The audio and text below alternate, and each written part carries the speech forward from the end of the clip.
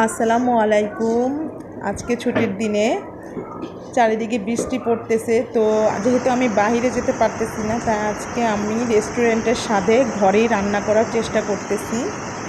এই উপলক্ষে চিন্তা করেছি একা একা তো আর রেস্টুরেন্টের স্বাদ নেওয়া যায় না, তাই ফ্ল্যাটের ভাবিদের পরিবারকে আমি দাওয়াত দিয়েছি। আমার এই ফ্ল্যাটে যারা আছে ভাবিরা থাকে, ভাইদের কথা উল্লেখ করলাম না, আসলে এটা করা ঠিক না। তো ভাবিরাই আসতেছে, ধরেন তাদের সাথে তাদের হাজব্যান্ডরা আসতেছে, বাচ্চারা।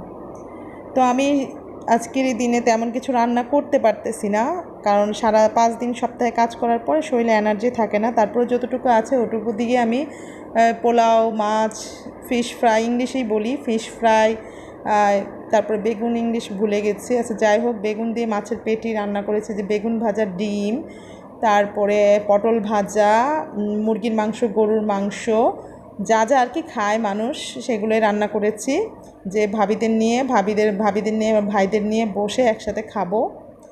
তো সবচেয়ে মজার ঘটনা হচ্ছে যে ভাবিরাও তারা বিকালের নাস্তার জন্যে কেউ না কেউ কিছু না কিছু বানিয়ে নিয়ে এসেছে।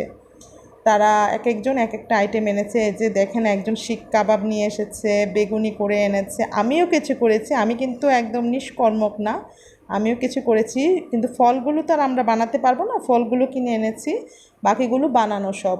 বুট টুট যা দেখতেছেন এখানে সব কিছু আমাদের ভাবিদের হাতের জাদুর খাবার, ওনারা নিয়ে এসেছে। তো আমি চিন্তা করেছি একা একা না খেয়ে সবার সাথে মিলেমিশে খাবো। যাই হোক, খুব সুন্দর একটা বিকেল আজকে পার করলাম বৃষ্টির দিনে, ঘরে বাহিরে না যেয়ে। সবাই আমাদের জন্য দোয়া করবেন এবং আমার পরিবার যেন সুস্থ থাকে, ভালো থাকে। সর্বোপরি সবার আগে আমি যেন সুস্থ থাকি, যাতে বারে বারে এরকম মজাদার আয়োজন করতে পারি। সবাই ভালো থাকবেন।